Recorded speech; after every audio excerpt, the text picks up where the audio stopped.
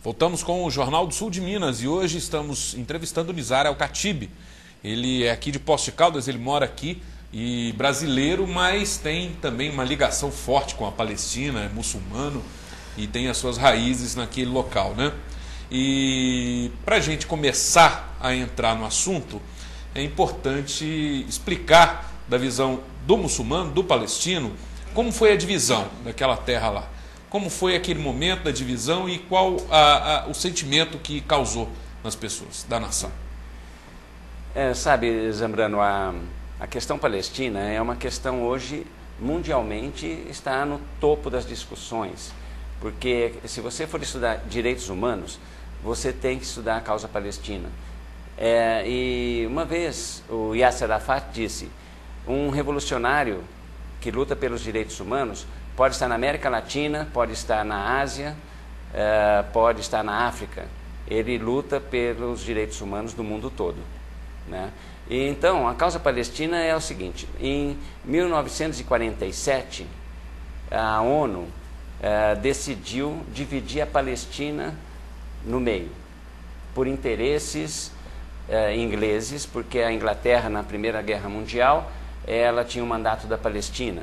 E então, a Inglaterra e Estados Unidos interferiram, convencendo e até subornando outros países como Costa Rica, Brasil, que era Oswaldo Aranha, que estava dirigindo a sessão da ONU, e todos foram mais ou menos aliciados para aprovar a divisão. E não tinham os representantes palestinos nessa reunião da ONU. Entende? Então foi uma divisão mal feita e ilegal, né? E foi feita uma resolução dividindo a Palestina em dois países, Palestina e Israel. Só que a questão mais importante que todo mundo deve saber é o seguinte, por trás de tudo isso tinha um interesse sionista.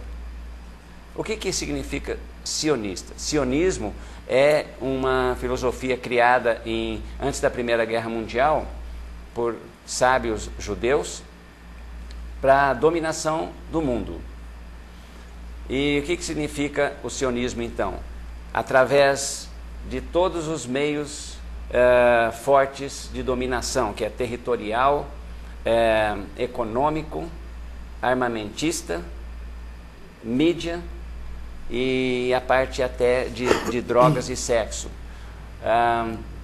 Era uma questão muito forte e que eles foram conseguindo adeptos no mundo todo, e geralmente os mais poderosos em termos financeiros. Eles criaram os bancos na Europa e eles derrubaram as economias de certos países, inclusive da Alemanha, né? E assim foi agindo o sionismo. E hoje, só para a gente dizer do sionismo, quem que é o sionismo hoje? São os donos do Banco Chase Manhattan, Rockefeller, todo o dinheiro do mundo, até do petróleo, passa pelos bancos sionistas, entende? Então eles dominam o mundo, dominam a mídia. Então, poder econômico, né? Poder econômico, né? E por isso que o tempo foi passando, o petróleo ficou valorizado, é por isso que a Palestina hoje é difícil uma solução, porque é um ponto estratégico entre os países petrolíferos, né? Mas a ONU, como errou nessa divisão, e são 64 anos de injustiça, sabe? Isso que é importante. Quando alguém fala em holocausto, Zambrano, e o Piva, Carol, e os ouvintes, né, que eu gostaria de salientar isso. Quando alguém fala de holocausto, se lembra do holocausto judeu na Segunda Guerra Mundial.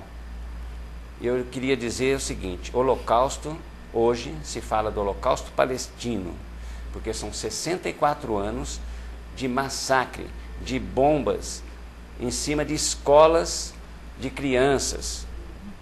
E todos os dias, a intifada, por exemplo, é a Revolução das Pedras, onde jovens e crianças pegam pedras e enfrentam canhões. E isso é diário, durante 64 anos, né?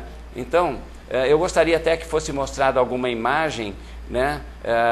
Nós gravamos, separamos algumas imagens, tem da bandeira e tem outras também. A imagem dos bombardeios, dos crimes que o exército de Israel faz durante esses 64 anos. Só para você saber, aí é a parte histórica da Palestina, Jerusalém, Gaza, né, a dança dos costumes palestinos. E aí que eu gostaria que fixasse um pouco para mim falar. Tem umas cenas aí que é até difícil da gente ver, de crianças, né, sendo mortas, e isso é diário. Por exemplo, tem uma manchete ali do lado direito que é: Israel bombardeia escola da ONU. Isso daí é gravíssimo. E isso não é coisa que acontece uma ou duas vezes, acontece frequentemente. Certa vez, o exército de Israel soltou panfletos sobre Gaza, dizendo que ia bombardear Gaza. E para que todas as crianças, mulheres e velhos fossem para as escolas da ONU, né? No outro dia, Israel bombardeou todas as escolas da ONU.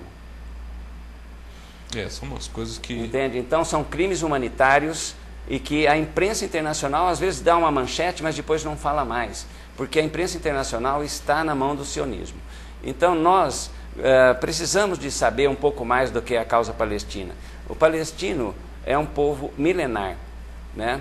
E nós temos histórias maravilhosas. Por exemplo, Jesus nasceu em Belém, na Palestina, tá?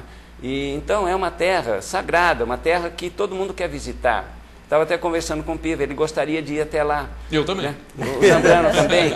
E eu já fui, graças a Deus, eu fui até Belém, Jerusalém, e realmente é bonito e é histórico. Você se emociona entrando na Igreja da Natividade, onde existe lá um simbólico local onde nasceu Jesus. Tem esse e tem diversos outros, né? É muito. Tem Você muita pisa coisa. na história. Um manancial de cultura, de riqueza.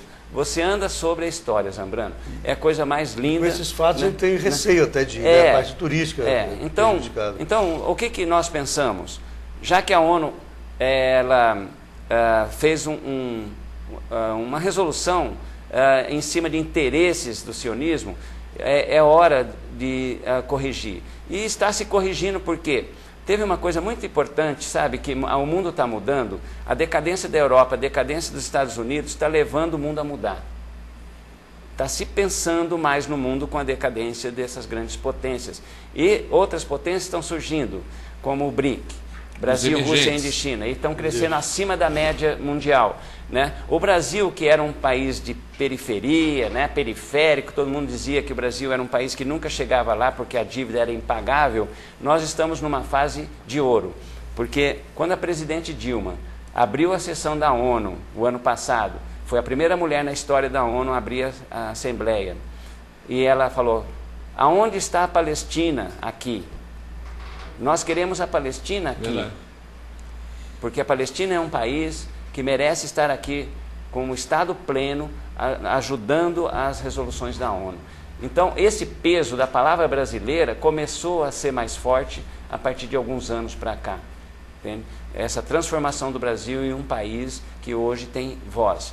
E então, os estudos estão acontecendo. Então, em outubro, aconteceu um fato histórico. Depois de 64 anos, a bandeira palestina foi hasteada na Unesco e, se possível, mostrar... Nós temos as imagens. Né, essas imagens, né, desse fato histórico maravilhoso que é a conquista da bandeira palestina na Unesco. E esse foi o momento em que a bandeira foi hasteada. Se quiser pôr o som... O áudio está muito baixo, está com pouca Tudo qualidade, bem, eu peço então, que você comente. Tá, então veja bem, Estados Unidos e Israel fazem restrições.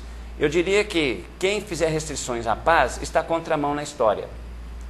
Porque no momento de hoje, né, Zambrano, Piva, né, Carol, é impossível alguém ser contra a paz.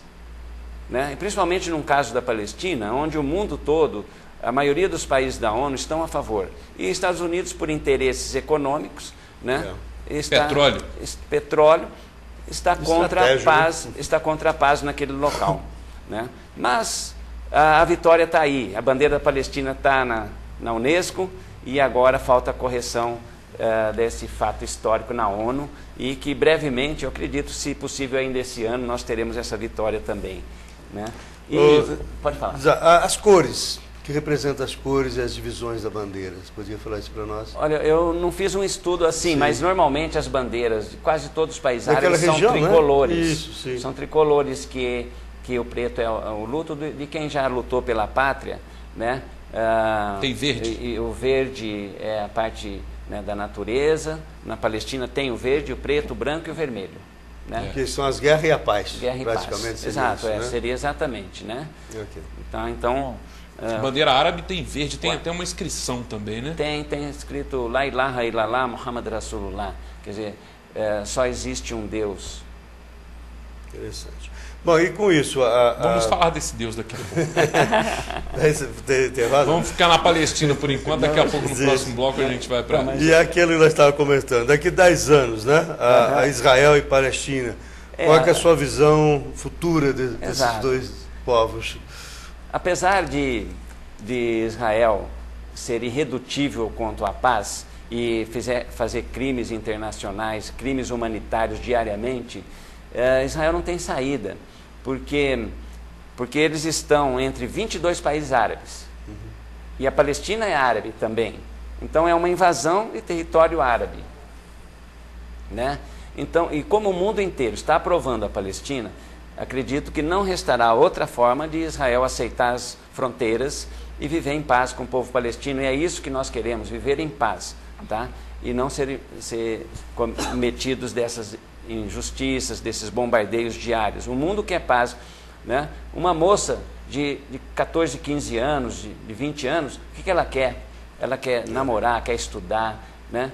Quer fazer alguma coisa, e não ver a família toda sendo bombardeada. Então, nós achamos que daqui a uns 15 anos, como 10 anos, né, ajudados pela Primavera Árabe, porque estão acontecendo fatos muito importantes e que não vão ter, eu digo assim, a Primavera Árabe ainda não deu flores. A Primavera Árabe vai dar flores daqui a alguns anos, possivelmente 10 anos. Okay. Tá? Que vai dar flores. E eu digo assim, até mais, o aroma dessas flores será o aroma da paz, da sabedoria, porque o povo árabe é um povo que deu muita cultura, inclusive tudo que tem na Europa de cultura foi dado nos 900 anos que os árabes ficaram lá.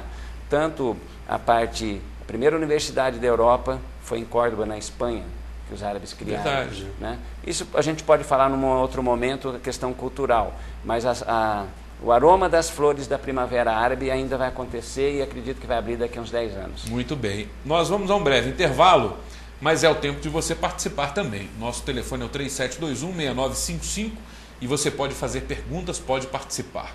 O intervalo é rápido, nós voltamos em instantes.